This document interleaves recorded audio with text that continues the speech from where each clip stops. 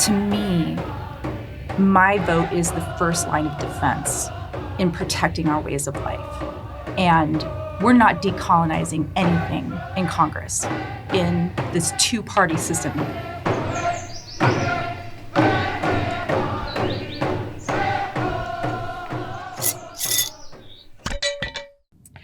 Hey, what's up, you guys? It's a bright, beautiful day that's cloudy in Fairbanks, Alaska. It's a good day to be Indigenous. Clap and roll.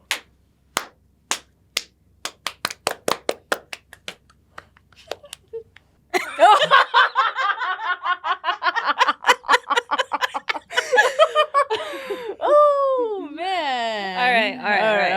Yeah. Daazhraii. Welcome to Native Movement's new podcast called Half Smoke. And we're going to figure out what the full smoke is. This is a new endeavor for us all. Co-creation, growing, figuring it out. And we're currently on Lower Tanana Dene lands. My relatives, my close cousins, grew up here. I'm really thankful for the people that have stewarded this place. And we're excited to reach listeners on Indigenous lands everywhere. Mm-hmm. We're recording this on September 4th, 2024. I'm Sasha. I'm from Pilot Point, Alaska. My name is Brittany Woods-Orrison. I am from Daazhraii along the Yukon River. Why are we doing this? For the culture. For the people. Mm-hmm. To yap. Extensively. Yap. We need more Indigibatty yappers. There's all of these really intimidating topics that I definitely have thoughts about and I've learned about in a lot of ways. But when I don't have an opportunity to discuss them with someone, to articulate how I'm feeling or articulate what I've learned, then it doesn't actualize in any meaningful way in my community. And we're hopefully providing people that opportunity to be able to have these conversations, to be able to find those ways that they can take care of one another and take care of their communities. I remember recently I was in a coalition meeting and we were talking about investigating our differences and being interested. And so instead of going to our defensive or saying our point of view, and if someone said something that hit in a way, ask the question for it. And so I think it'll allow more organic thoughts. I'm hoping that to constantly get that range of experience and where people are at, so we can bring in more perspectives, because we would really never know where everyone's going to be until we create space for that. Since it's September and it's a voting year, we decided that why not make our first podcast on the nuances of voting? But we are definitely not holding ourselves just to voting. Yeah, we have a few ideas of what our next conversations will be, but also we would like to hear what you all want to talk about, because we're here as a reflection of our community. We're here for you. We're here for you. Voting is not going to save us, but it's a first step. It's a tool. It is one thing that you can do to protect your community. And we learned a lot from our guests, Michelle Sparck and Princess Johnson. Yeah. And Michelle is with Get Out the Native Vote, a mighty team of one that has really influenced me since I was young. I've always seen out I'm at the basket and I vote. And I remember being a kid and I can't wait till I can get one of those. And Princess is an amazing leader of the interior. She has done so much film work and getting important stories out in the state, at the national level. And she's been on a lot of boards. I've gotten to be mentored by her personally and hear her life story. And she's been in Native academia, and so just an amazing person to have in the Native movement community, and such a privilege to ask them questions and get to sit with them and learn from them and get two different point of views, someone who's completely focused on voting and someone who does film and has a lot to say on voting, especially this time around, and being honest and vulnerable about the frustration and sadness and anger that come with being Native people in this current context. We're still not seeing the change at the speed of rate we in need our to. rural communities that are most affected by these changes and policies that are being put in place. And I feel really grateful that they're so generous with their knowledge, with like their values, their emotions. It was a really good conversation, and I felt like I learned a lot. It's important to have lengthened conversations and meet people where they're at with knowledge and show like it's okay not to know this, and this is how you ask the question, and this is how we can hold healthy, dynamic conversations that you can't just be in the comment section, or you can't just be online having this, but in person with the people that you love, because that's your community where you're going to have the most impact. Vote your values. Vote your values. So stay tuned, watch us eat some fish, have this amazing conversation, and listen in. Yeah, we'll be anywhere you find your favorite podcasts. And these are your hosts. Hi. Good to see you. Yeah, nice to see you again. Excited to talk. I'm Michelle, actually. Oh! Hey. Sorry. She's good. Good morning. Hi. Yeah, it might get warm. Is this the first ever? Yeah. Welcome to Native Movements Podcast. Waka, Koyana Dailuchi, Wenga Macho. Michelle Sparck, I'm director of Get Out the Native Vote. I grew up in Bethel. My family's from Chevak, so I'm a member of the Qissunamiut Tribe. Princess and I are a member of another tribe. My father is Jewish. And I've been in politics since I was 18. Right out of high school, I got an internship with Senator Stevens' office in Washington, D.C. I was going to college there, so they kept me on staff. And then I worked in the House for a couple years under Chairman Young of the Resources Committee. And I've worked in Juneau, and I've worked in a couple statewide campaigns. So I've been in politics since I was an adult, a legal adult, and I found this trajectory come toward Get Out the Native Vote.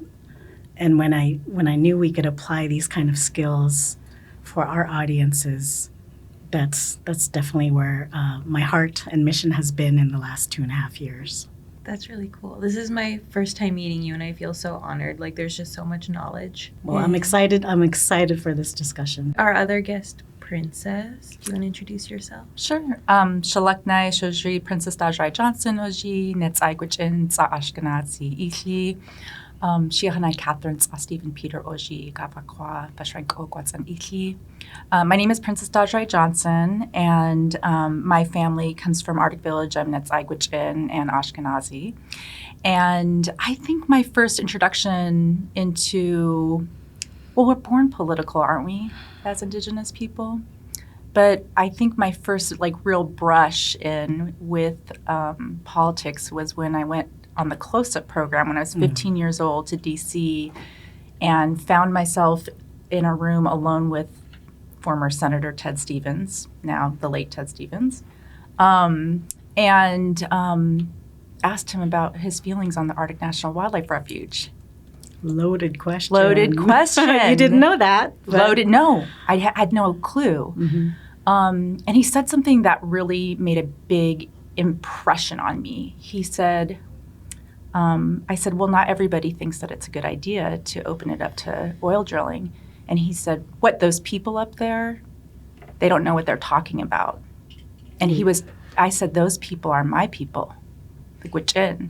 And so that was my introduction really into politics. And based on that trip, for whatever reason, I wanted to be in DC. So I ended up going to school there at the George Washington University.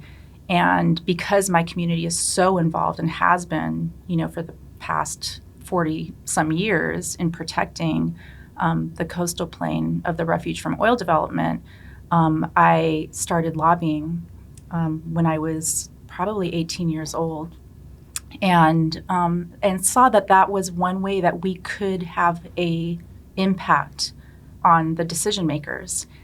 And now our eyes have been opened in different ways recently to the political system. So I'm very honored to be at the table with you all and having this discussion. And I want to acknowledge that I'm still learning. I'm still struggling with how I feel about what is happening in our world and what is happening in this country, and being Indigenous in a place where this citizenship and system has been imposed upon us. I sit on the board of both Native Movement and Indian Collective, and I'm here speaking for myself, just giving my own perspective on voting and, my engagement with the system. As the people's princess.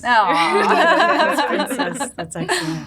Bossy for both of your introductions and really bringing in your story to this. And I'll say, Dazan Nazoon. My name is Brittany Woods-Orrison. I'm the broadband specialist for Native Movement and Alaska Public Interest Research Group.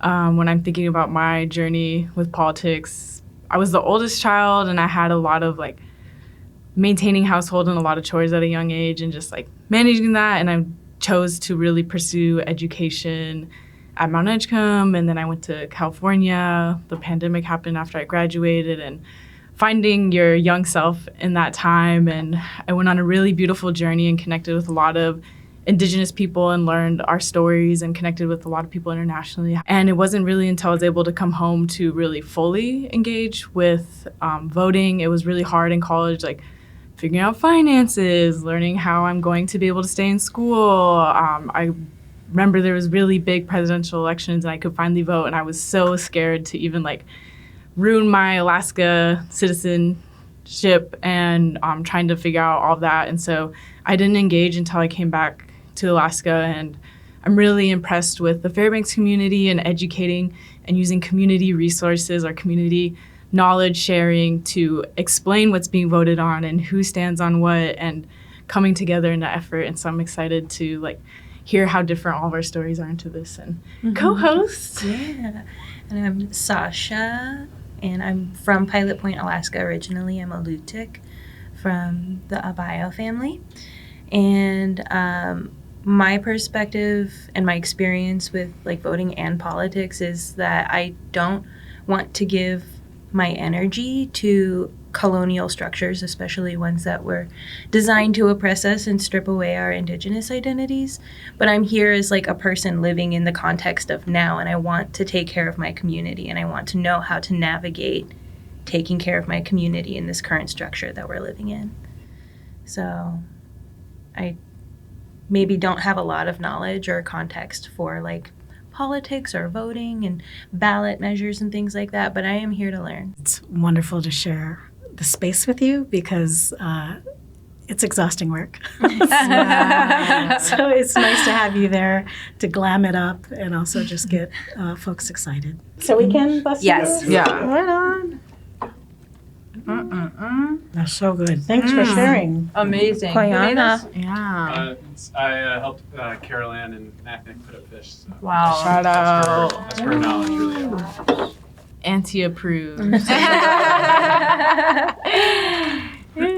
One of my first year efforts in deep diving on the Native vote was going through every precinct in the state since statehood and checking out what our votes used to look like. I had heard legend that our villages used to have universal turnout. That meant almost every adult voted in every village. And I wanted to see that for myself. And I did. As I got into the 80s, in 1982, I started seeing precinct levels at 63%, 73%, 97.5%, 102%. And I'm just exclaiming the whole time, every time I hit a high water mark in each precinct. I'm like, what is about 1982? What is it about 1982 that had such incredible turnout in the villages? And after a lot of homework, I'm like, oh gosh, okay, it was a Reagan midterm. Midterms are notoriously low voter turnouts because a lot of people think that only presidential races matter. A lot of Americans only vote once every 4 years because they only think that's the one you vote for. Primaries are kind of playground of party faithful folks, so that's a very low devoted base that will turn out in a primary. But it was a midterm, and Jay Hammond, governor, a very popular governor from the Bristol Bay region, was terming out. Bill Sheffield was running as a Democrat, and he needed the rural vote. We had a public initiative to move the capital from Juneau to Willow. It was the first year we got our PFD checks. So every man, woman, and child in Alaska got $1,000. So you had families that were just swimming in unbelievable wealth.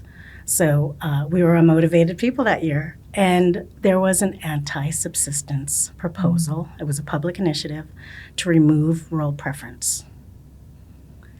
And that is what galvanized the Native leadership to tell the villages, this is before internet, this is with snail mail, this is with very expensive and confusing long-distance calling plans. But we got the word out to the villages to such a success that we had an average 70.6% turnout rate in all the Native precincts. 2022's midterms, their highs was 1982's lows. We have dropped an average 50 to 70 points of village turnout since 1982. And as demoralizing as it was to look through the decades to see how much it was dropping, I think it's aspirational. I think this is what we're capable of. And we have so many more resources at our fingertips. And if we can do a deep dive into Brittany's experience trying to figure out how to vote in the midst of all her other obligations in life, and you feeling disconnected and not wanting to participate in a colonized system, totally appreciate these points of views. With Princess meeting Senator Stevens and him saying that definitive statement to her, an advocate was born. So at this table, we have an incredible range of political perspective that we all need to look at. And as Princess said earlier, we need to learn. We need to be an open book constantly. I love how you interwove everyone's experience and perspective. And I really want to address this notion of the colonial system, because to me, my vote is the first line of defense in protecting our ways of life. And it's not the way, we're not decolonizing anything in Congress, in this two-party system. And I have more to say about just this state of affairs with both Republicans, Democrats, and even the Green Party for that matter. But I think that for me, and that's such a beautiful example of it was the rural preference that was on the ballot, how are we upholding tribal sovereignty? How are we protecting our ways of life? This is one way. It's just one way that we do that, is showing up and holding leadership accountable and asking where they stand on these issues. Yeah, because like you said, a lot of people only vote every 4 years for the presidential election. But there are the primaries and the local elections. Those all hold a lot of importance for our local communities that have tangible, real effects. And I think one thing that keeps people from ballots voting is not understanding the ballots or the process. And I didn't even know in presidential elections for a long time that there are going to be other things on that ballot besides who are you voting for president. I always tell the community there's no such thing as a stupid question, because every question is fair when it comes to representation. As a state, we're about 43% BIPOC, according to the last census data, but we're only 30% BIPOC in the legislature. So we have some work cut out for us in making sure the BIPOC community consider running for office. It sounds cheesy, and I'm not going to apologize for it, but it takes a village to make an election happen. You can't just rest on the division of elections having the act together and all their ducks in a row. You can't just assume that the Postal Service is going to be operational. Old Harbor, I believe, their election ballots were found in a ditch in Anchorage last week, and a guy who did contract work with the UPS recognized the bag as an election bag. And so he called the division, he called the Postal Service. They tracked it down, it was secure, and the ballots did end up counting. But that's, I think, for the systemic barriers, it shouldn't be as simple as something falling off the cart. But it was locked and secured, and that there was integrity intact, right? So they were able to count those votes. But for 14 villages in 2022, either the special election or the midterm elections, altogether, 13 villages did not have their full votes counted. 4 villages didn't even get to vote in the special election. It is a constitutional right for us to be able to vote.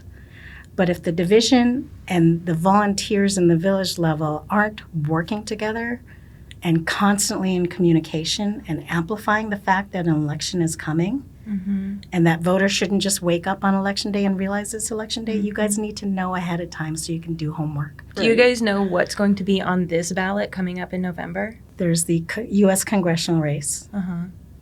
There is the state house races. All 40 seats are up. And half the Senate seats, so 10 Senate seats are up. And there are 3 public initiatives. One of them is for increasing minimum wage. The other is a judicial retention process, fair and qualified standards. And then the repealing of the new election law from 2020, which we all participated for the first time in 2022. That's the open primary system, where there are no party gatekeepers that decide who's going to be on a ticket. And then repealing ranked choice voting. And is that November 5th? November 5th, Tuesday, yes. Maybe if you don't have faith in like the presidential system or the two-party system, there are other things that you can vote for that will have direct impact in your communities. Absolutely. And definitely, like, these representatives and senators, that's local, right? That's like really, for me, the most important thing for us as Alaskans is paying attention to who is representing us locally. And that's where we see the most direct impact. Can I tack on to that point? Yeah. We've had some really healthy pushback from communities that get angry at their turnout rate. And they say, we don't have that many adults in our community. I'm like, that's fair. That's fair. But if your people are moving, if we're moving to urban centers or suburban centers, you're not changing your registration. Nostalgia, affection, local tribal races, there are reasons why people hang on to their registration in their homeland. But if you're moving to a suburban and an urban area, or like the Valley, Matsu Valley has about 20 lawmakers. They have outsized control of the legislative calendar and decide what bills get to be heard. If our people, we're about 7% of the population in the Valley. If our people are not registering to vote in the Valley, we're not making an impression on the candidates. We're not telling them, hey, we are a part of the community too, and we need representation, and we also want to protect our homelands. If we're going to keep getting our traditional foods shipped to us with love from our family, we need to look out for them. Look out for power cost equalization. Look out for rural school funding. We need our voices heard where we live so that we can get better representative government. That has been such a revelation for me in the past few years. Earlier this year, we had a summit, and part of the summit was being able to go talk to our legislators. And there's always been this wall or this facade and like the separation as me growing up in the village and these people, everyone in power.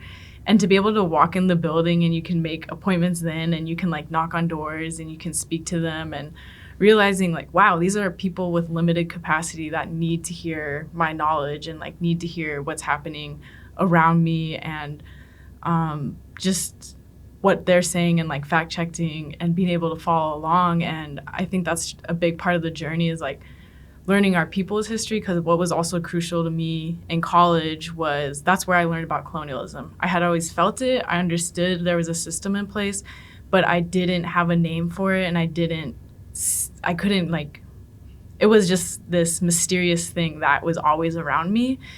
And so when I had my teacher, she is from the Middle East. She taught me about colonialism and, like, brought me and my friends. There's, like, a group of us from all different nations and cultures learning on this together. And then during that time, too, there was a lot of significant things happening, but one of them was in North Dakota, I believe. They weren't going to allow people with P.O. boxes to vote. They had to have a street address, and most people on the res don't have a street address. Like, they're trying to take away Native power consistently all the time, and I could miss it if it was something personal happening to me. Like, I think of reflecting back with the knowledge I have now, like, oh, these microaggressions that happened, or what people said to me, and how I was, like, discriminated against through the academic system and through the people in power at my college. And then so from there, I was, like, always seeing it. And then again, with going to local, I, like, was able to vote this year. One of my friends brought me to vote. I was, like, having car issues, and we voted together. And it's something it's a regular thing we have to do and be aware of. So, like, putting that into my mind as well, like, this is a new thing I'm going to be doing regularly and being aware of, and sharing out resources to help lessen the burden on each individual when we can do it all together. I think that the disenfranchisement is so important to discuss, because the ways in which there is gerrymandering, or, like you were talking about, like, the districts, you know, changing up. And then, you know, we had that lawsuit because they were not translating the ballots into our different languages, right? Gwich'in, Yupik, et cetera. And so there's this element of really suppression, of voter suppression, that is ongoing and real. But I think the other thing is, what happens with these, like, canvassing apps is that they're tracking who's the voter, who's the super voter. And what happens if you're, like, you know, in a district that has low voter turnout, or a neighborhood, like, let's say South Fairbanks, you get overlooked, right? And so I feel, for me, that really, like, gets my blood boiling, because, and I want to communicate to people, like, hey, you're being intentionally overlooked because they see that there's low voter turnout. Meanwhile, you all could really swing an election locally. When the empowered don't want to lose any power and they want to gain more, they use these institutional tools to their benefit, and it hurts us. The redistricting board in 2020, the 5-2, the 3-2 majority were conservative appointed folks, ended up ignoring public testimony and trying to pair Muldoon with Eagle River. And the fact that we had 2 Alaska Native women sitting on this panel were constantly holding this 3-2 majority to account and saying, this is not constitutional. You know, the folks in Muldoon do not have the same demographic as the people in Eagle River. Eagle River is well represented, and they have their needs generally covered. Muldoon doesn't. So you're talking about South Fairbanks earlier. This is why relational canvassing, and if people don't know what canvassing means, it means you're knocking on people's doors and you're bugging them about voting. They're making people voter aware. You have a responsibility with your registration. Make sure it's up to date. It's cleaned every 4 years. If you haven't voted in the last 4 years, you're going to get off the rolls.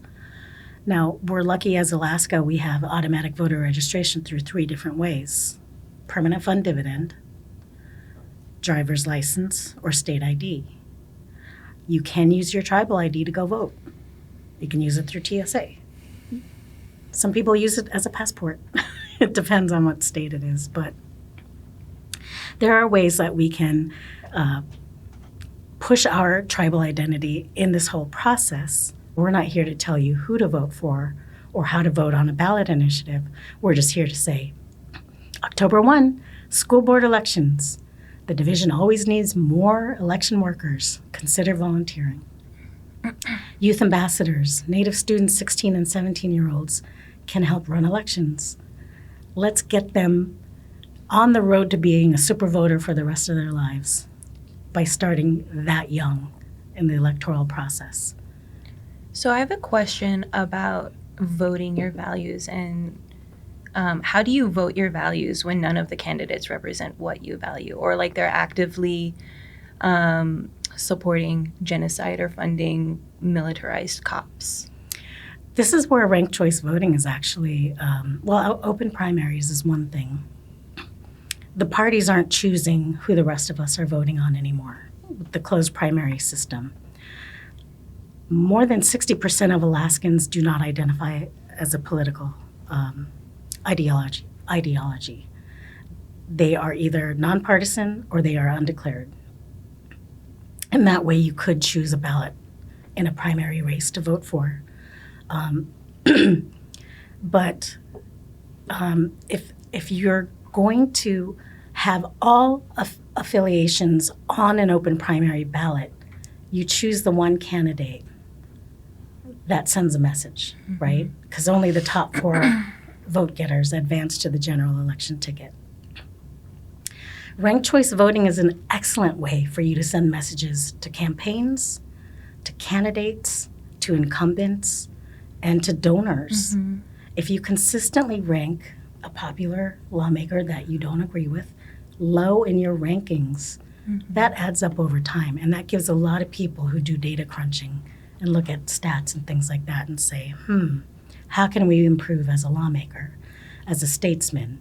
How am I going to reflect more Alaskans than just my devoted party faithful? One thing that was said earlier that I kind of want to push back on is referring to politicians as the people in power, because I kind of feel like that robs us as Indigenous people of our own power and of this very real responsibility we have to provide care to our communities outside of voting. Sorry, that's just a thing I had rolling around in my brain. Don't apologize for it. Actually, I brought a couple quotes by Nick Estes that I wanted to vote. I wanted to vote for these. You cannot vote harder for freedom and justice. Decolonization won't come through the ballot box, more of the same lesser evilism, or the Democratic Party. As I said, I'm like struggling right now with the fact that our government continues to send arms to Israel, continues to put a stamp of approval on genocide. Oh, well, we're getting closer to a ceasefire when we're the ones supplying the weapons. Right. And as I mentioned before, it's just like, when I look at whether it's the Democrats or the Republicans, or just, I can barely listen. Like, I just kind of have to like shut things down. Even the Green Party, like the nature in which we are communicating with one another feels all fanatic to me. It just feels like this wild, like cult-like. Yeah. And just like really, like nobody's really listening to one another. And it's troubling. It's deeply troubling to me. And I feel like there are many different tactics. There's many different strategies for how we organize ourselves and educate one another and have these really important and critical conversations, because I think a lot of us are struggling. A lot of us, I used to kind of blindly be like, yeah, get out the vote, get out the native vote, right? I don't feel that way right now. I do think it's critical. Like I said, it's just one tactic, and I would never not vote. I would never not vote. Now, I have other feelings about the, like the presidential election, but the local stuff, it is the first line of defense. I care deeply about protecting our native ways of life. I care deeply about what is happening with our salmon, what happens to our, caribou, our waters, right? And I think where decolonization happens is with us. It happens on the ground. It happens in like building the strong movement, and we do have the power. We as people on the ground have the power, we happen to be under a government structure that it is what it is. And until we find a better system to replace it with, then we're kind of, this is what we're dealing with. And this is what our movements are struggling with right now, and why we see so much infighting right now. And people just kind of like, how can you continue to, because I see a lot of contention right now. I think, like, for me, what is critical is that we don't become apathetic, that we don't become complacent or like, oh, there's nothing we can do about it, because there is something always that we can do about the current state of affairs in our community. Yeah. I've been thinking about that a lot lately too, just seeing how powerful it is to localize. And with our fishing issues, I'm like, wow, the more we become dependent on store-bought foods and the less we have our own traditional foods and our practices, like, that feeds more into the system and more money's going out. And like, money is such a huge factor, and money controls a lot of these politicians. And even with the presidential election, what I'm voting on is how am I going to organize depending on who wins. And I'm looking at like which party is more trying to extract and destroy our homelands, which will impact everything else. And with that said, I still know that they're going to try to, like, what comes with the job is being a warlord, and goes with like controlling so many resources that are impacting the animals and our people, and like this climate change that is accelerating with all this damage being done, and bringing it more local and bringing more in. And I always identify as a Native person first, and like that's how I move through the world. And recently I was at one of my auntie's house, and across the way they were hosting like this whole political party, and it just really dawned on me, like, wow, this is a huge part of your identity and like what guides you through life. And I've just been thinking about that too, with more meme culture and online culture, how like that's playing into the elections this year, and who has more sound bites and who has like more images you can pull from. And I see too, when you are really dedicated to one party, it almost has like that celebrity culture where you can put on a pedestal, and sometimes it gets people to the point where like there's no arguments, or like there's nothing you can say. They're always going to stick to that, like that in their sports team, they're always going to stick to it. And so it's so important to have these conversations, and like to be educated on something. Like, I'm going to change my opinion because I learned this now, and being able to do that.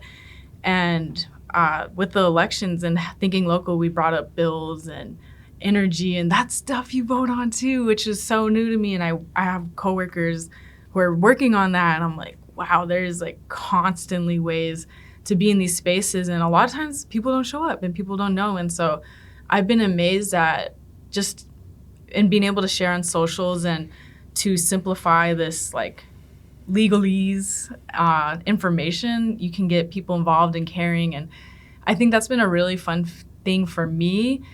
And with who I vote with and how I do the work is bringing in the story and the narrative. And now that I'm growing up a little and I have more people I know in like these political positions, and learning what's happening and how they're moving through everything, and like learning people's personal stories of who's working there.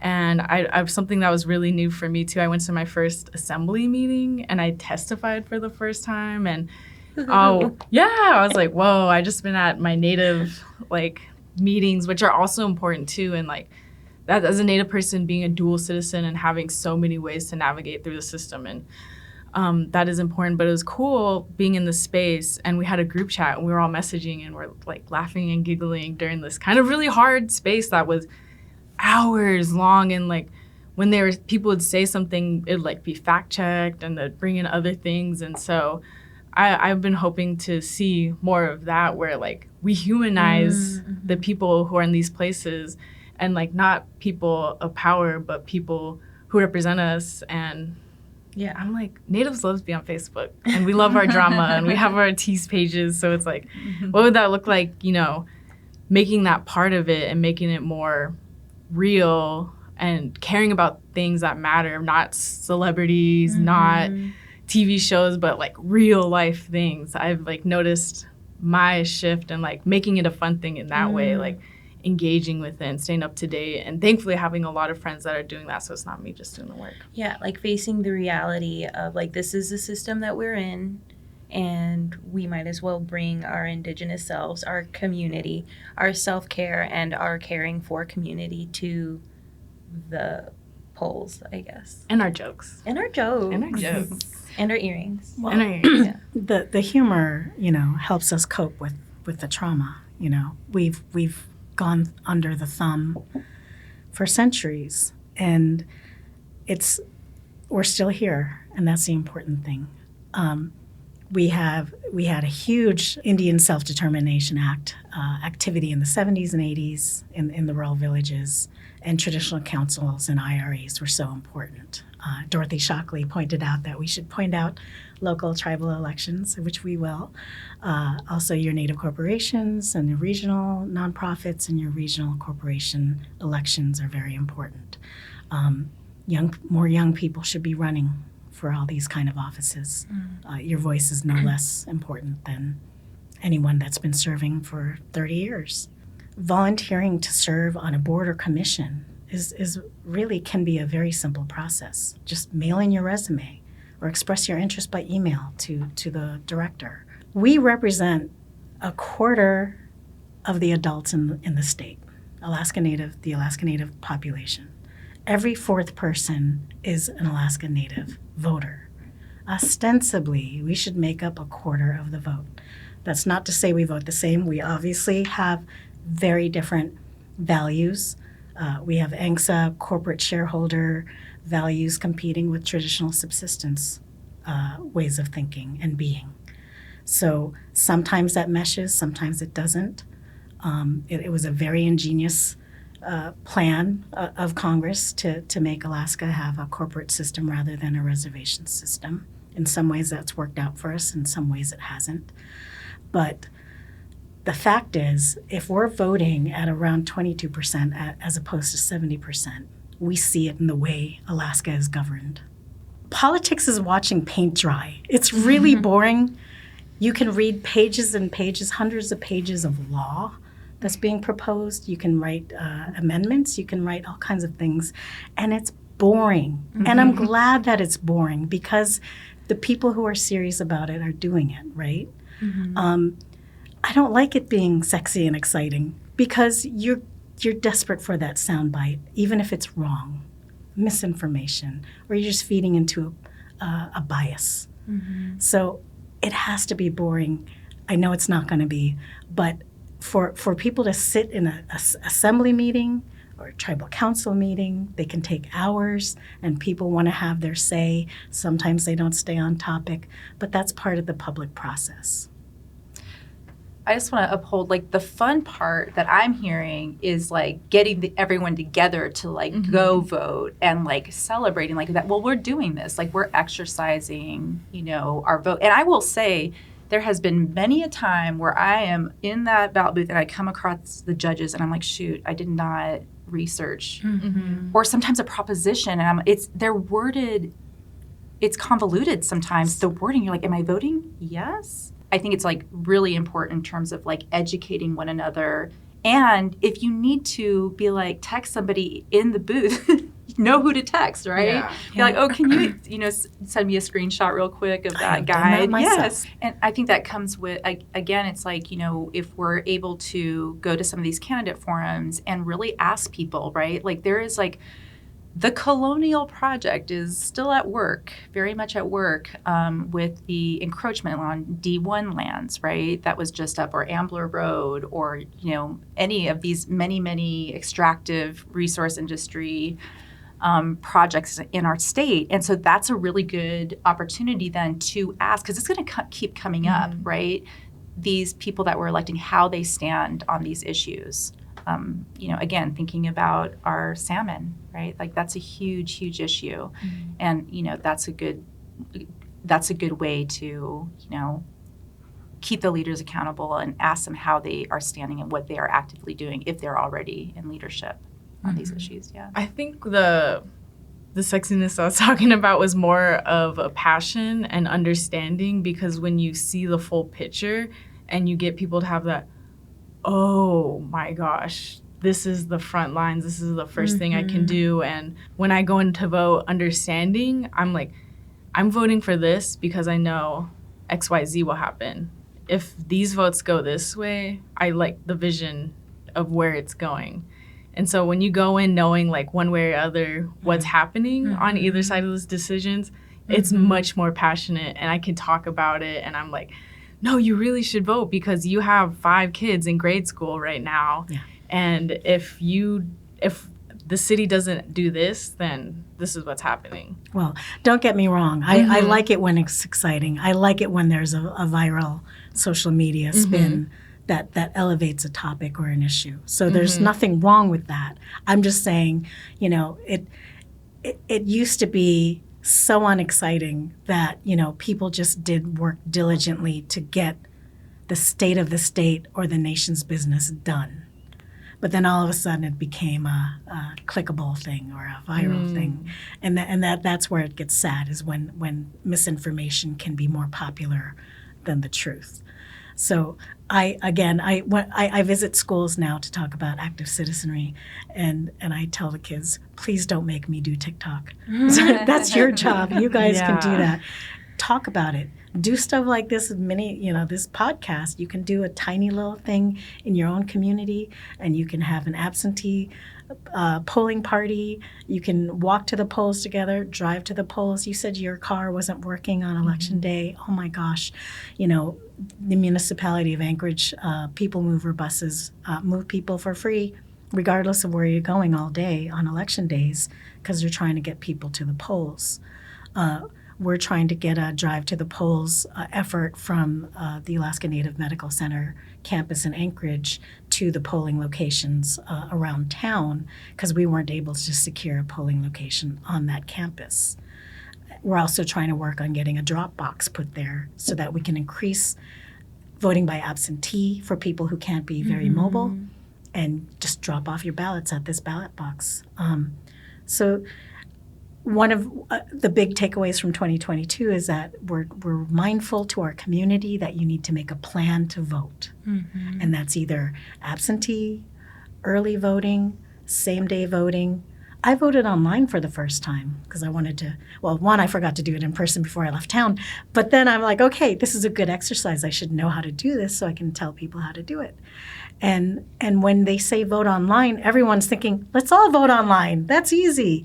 It's not. It's a misnomer. Oh, no. You have to have an email address. You have to have a printer. And how many Native households in the villages are going to have a printer and toner and paper? There's just so many barriers. I read that a huge reason that some of ballots were turned away was because a lack of a witness signature, which is something that is needed in villages and often hard to find. That was a little bit of a hiccup from 2020 with the COVID. Okay. The Supreme Court had waived the need for a witness signature because of the pandemic. A lot of people carried that into 2022 and said, oh, we don't need a witness signature anymore. I was like, yes, you do. Okay. Yes, you do. Rural Alaska, thank you for bringing up rejected ballots, because rural Alaska suffered a rate of ballot rejection 4 times that of the state average. So we had almost 2,000 ballots thrown out because the Postal Service hand-canceled the ballot after the deadline. Some of that could be voter error. They're like, oh, it's after midnight. I'm going to go slip my ballot under the door at the post office. It could be that scenario, but it also could be it was a Saturday election. It was a first ever vote by mail experience in Alaska. We have postal vacancies. We have postal operational issues. And if almost 2,000 ballots were thrown out because they were hand-canceled after the deadline, that could have been a systemic error. It could have been the post office deciding, I don't want to go in tonight. I don't want to hand-cancel these tonight. I'll do it tomorrow, or I'll do it Monday. It could very likely have happened that way, and that's why the ACLU and Native American Rights Fund and League of Women Voters are questioning the Division of Elections and the Postal Service on what happened there. Postal workers are playing a really big role in getting ballots where they need to go on time. There are 401 precincts in the state of Alaska, about 470,000 registered voters. It fluctuates up to 600,000. Of these 75 postal vacancies that the post office shared with me, 74 of those were in rural Native villages. So if you see on Facebook all the time, post office is open, and I'm like, why do you have to announce that? That's a given, right? It's a weekday. We should have regular postal hours and days like every other American town. No. Sometimes you get vacancies for 3 months, 6 months. Sometimes you don't, get that. Bristol Bay Area Health Corporation said that the post office doesn't even have a real post office in some of their locations. They have a shared community space that they lease, and it's a free-for-all, and things go missing. I don't want to knock an honor system. A lot of us have honor in our communities, obviously, but when the system is treating us that disposably, then you get that apathy. You get those 13 villages conducting an election but not mailing the ballots back in on time. You get the air carrier that's going to ship a crate of pop instead of that bag. You get the division and volunteers that say, man, $20 an hour for a whole day of work is not worth it, so I'm not going to do it. There are all kinds of scenarios that become a barrier to voting for our people, and that's what Get Out the Native Vote and groups like Native Movement and whatnot are trying to prevent every year. I'm obsessed with getting voter turnout to go up in South Fairbanks, and I think it's because I was so pissed off by campaign strategy of they don't give attention to that area because they're not super voters, and that makes me mad because I'm basically you're telling them that their voice doesn't matter. Yeah. When you're fighting over the captive audience, right? These are super voters. They know their corner. They know what they're working toward. It's those folks that are less engaged, that have too many other things to juggle in their daily lives. They're surviving. Yeah. They're adulting. It's hard to penetrate that wall of priorities to say, this does affect you, this does impact you, it affects how much you pay per kilowatt. What value, what's the point of a full PFD when it all goes toward your electric bill? And for people to prioritize, support for a candidate or for a ballot initiative just for a full PFD, which I don't blame anybody for counting on that every year if they need to. But you're letting it come at a cost of other services that the state should be providing for our communities. Yeah. I'm really curious of if any of you have stories of people that were not engaged, were not voters, that became voters, and how that happened and why that happened. You guys just did a taping with Callan Sifsov, the snowboarding Olympian and X Games medalist. And she's from Alaganagic in the Bristol Bay region. And she's a fisherman, and she's just really rocking it. She's working as a legislative staff these days. She has had something awaken in her where she is apologetic for taking the vote for granted her whole life up until now. What's up, dudes? My name is Callan Sifsov. I was a member of the 2010 Olympic team and a member of the United States snowboard team. I grew up in Alekneyuk, Alaska, behind my big brother on a snow machine learning how to snowboard and hiking up mountains in the Woods-Orrison State Park. And the values of my community contributed from start to finish to my career and my successes. The one thing I forgot to do was exercise and leverage my right to vote for my community and the people that I grew up around. Our vote not only represents our own voice, but it also represents the voice of our people, our communities, our loved ones, our families, and it affects every single aspect of our lives. This year I'm going to challenge myself to show up and vote, and I challenge everybody in Alaska to as well.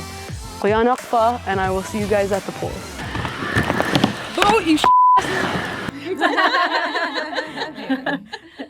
Anytime you awaken to whatever cause or issue is a good time to awaken. to get woke. It's okay. No matter how it arrives at you at whatever stage in life, it's welcome, because do it. Get involved. It took Bernie Sanders running for a lot of folks in Alaska who have never paid attention to politics before to finally get involved at party level politics. Maybe you're going to go by name recognition. And there's a reason why incumbents, it's easier for them to win, because you know their name. It doesn't mean they're a good lawmaker. It doesn't mean they're a statesman. But name recognition is king. Don Young was in Congress for 49 years. People knew his name. So if you're looking at a ballot and you didn't do your homework, who are you going to circle that vote for? Name recognition. So what you got to do...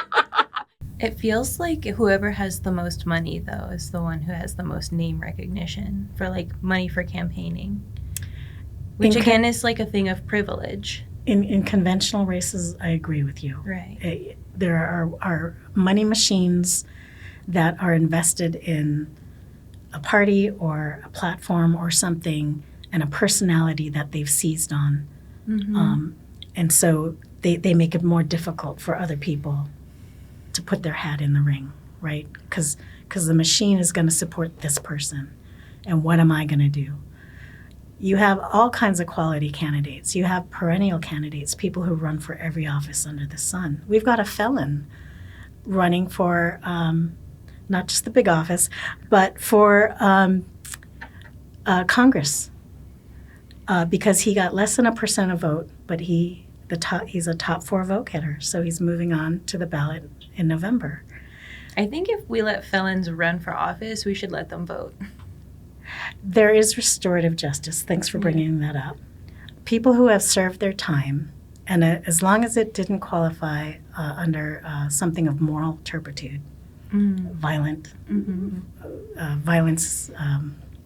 and certain domestic violence, there is restorative justice, and most states do allow felons to restore their voting rights. There is a process.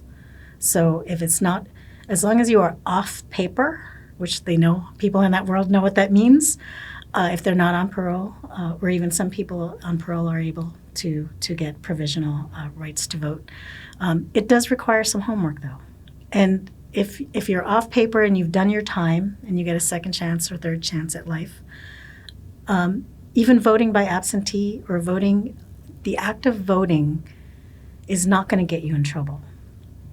So I encourage people, even if you're not sure of your registration status, go ahead and vote, because all that will happen is that you will get a letter in the mail saying your vote didn't count because you weren't eligible. But the gesture is important, the exercise is important, and you are automatically registered to vote when you are eligible. As long as you're not trying to vote more than once, and some people may get confused or forget, I got an absentee ballot and I filled it out. I'm not sure if I mailed it, but I just voted because it was right here, the polling location. So, I mean, there's so many ways that you can accidentally vote more than once, and it's up to the prosecutor, the district attorney, to make a case out of you or not. But for all the noise around election integrity in Alaska, it's actually pretty easy to vote once you get to a polling location and you aren't intimidated by that line and by how the polling is staffed. That's why we're encouraging youth ambassadors to apply as election workers, because we're hoping to diversify the election workforce, at least through the kids. We need more people stepping up to serve as election workers or absentee voting officials or bilingual workers. Mm-hmm. So what methods of engaging youth have you found to be the most effective?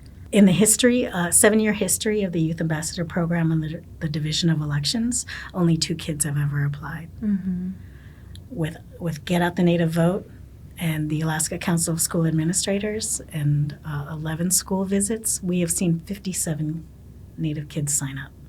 Mm-hmm. So we're hoping to start turning elections on its head and having a reliable election workforce, having translators, having kids that know how to use the huge tablet.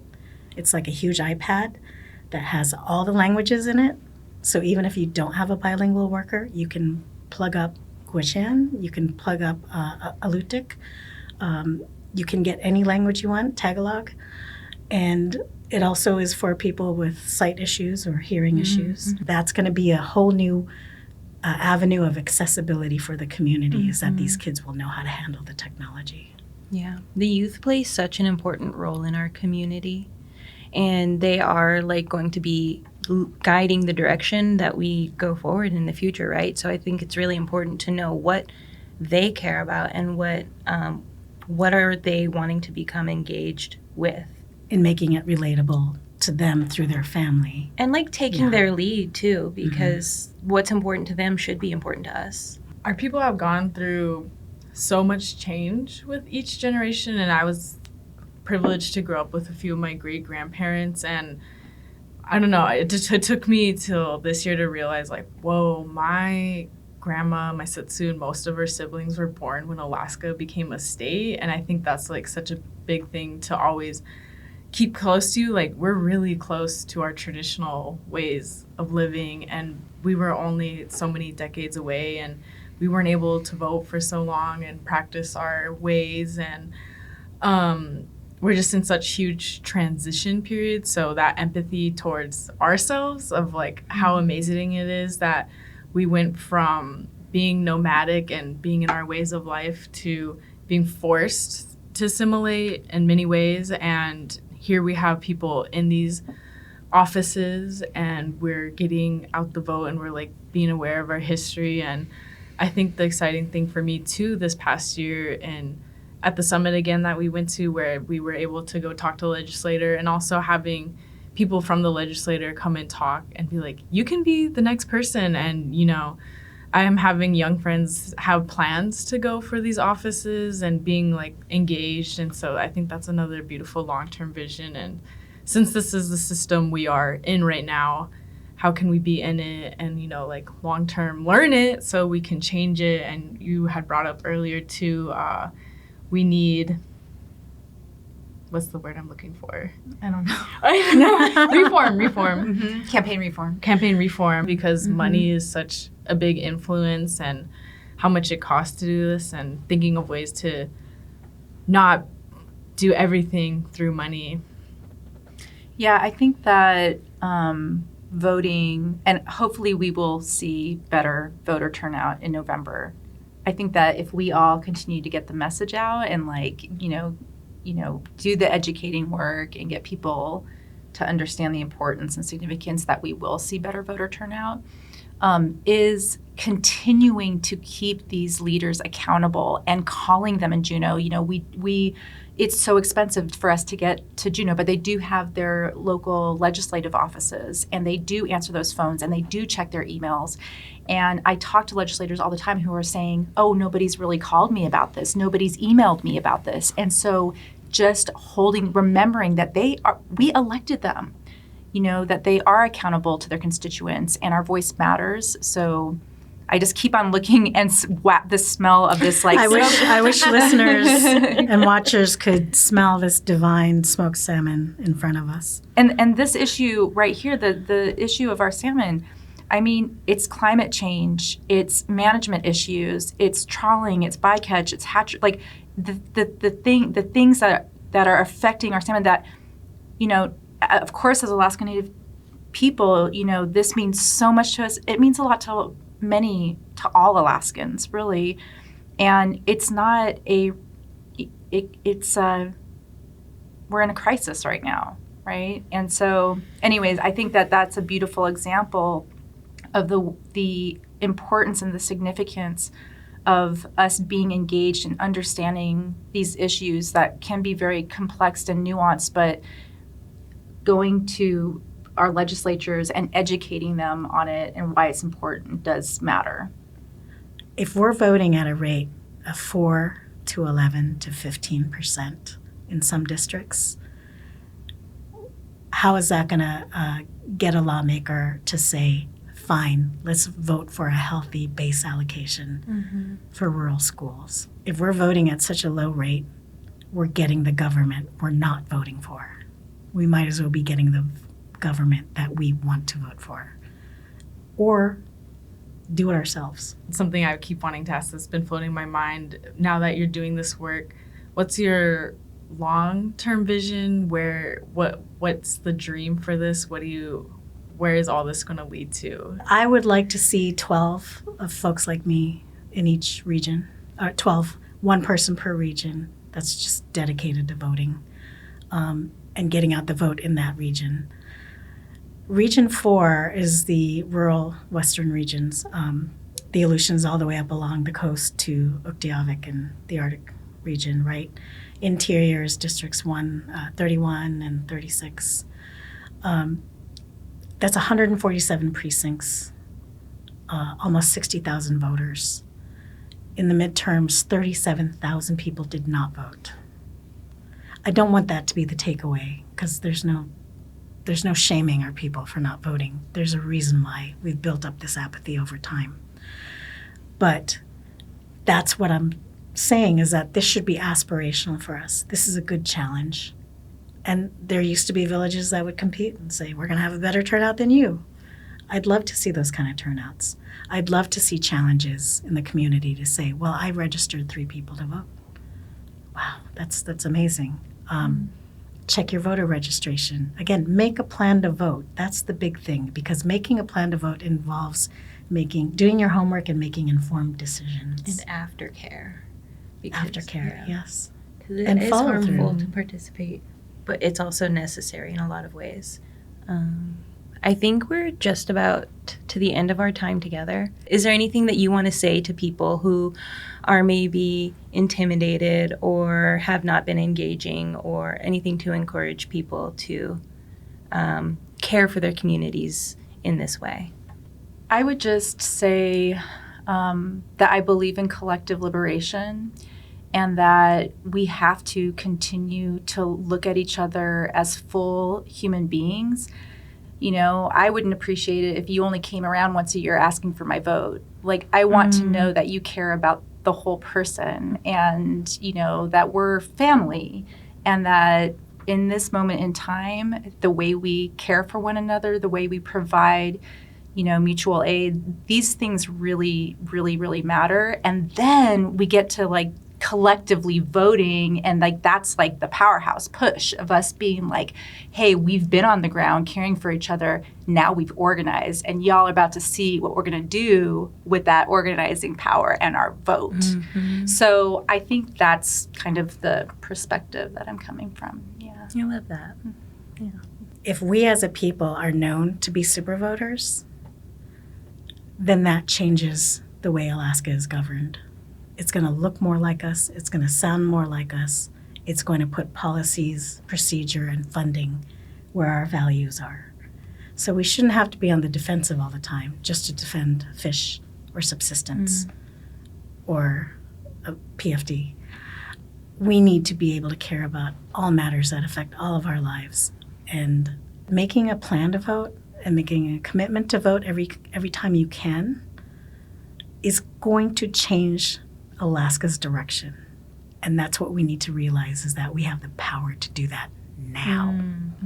I love that. We have the power. I want to say Basi to Sasha for really good questions, because this is, I feel, still really new to this space and how much more I'm invested and knowledgeable. And it's really good to hear these questions and I have you explain words, because I'm like, primaries, and then I like get confused on the Senate seat versus representative, and then they're just not sticking to me. So being able to say, oh, I didn't know how to vote. And even when you told that story, I remember when I went to go vote in these primaries, like this anxiety came up, and I'm like, oh, I haven't done this, and this is a new polling place. And so I think what I'm getting here too is just like, be able to say, like, be in the right community where you can say, oh, I don't understand this, or I don't know what that is, and oh, I haven't voted before, and having these really open conversations. And I'm glad we were able to model this. And what I envision with getting out the Native vote and getting out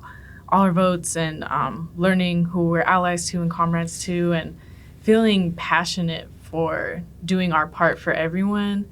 And our Indigenous knowledge is so important. And I'm just like starting to see how it hasn't been in these spaces and people aren't making decisions. And as climate change gets worse and our lands are in more, experiencing more violence and struggling, when we get to these really extreme places, it feels like there's a breakthrough in Indigenous stewardship. I'm kind of thinking of California right now and the dam that was removed, and I'm like, how long it took and like how much healing is that place going to experience. And so I'm envisioning that as Alaska's getting to really extreme places with our salmon and our forced, the cutting of logs. And I'm just really hopeful. And again, like, it's so amazing how well we've been able to transition into these spaces when my great-grandma was living with her kids in 4 different places a year and living seasonally and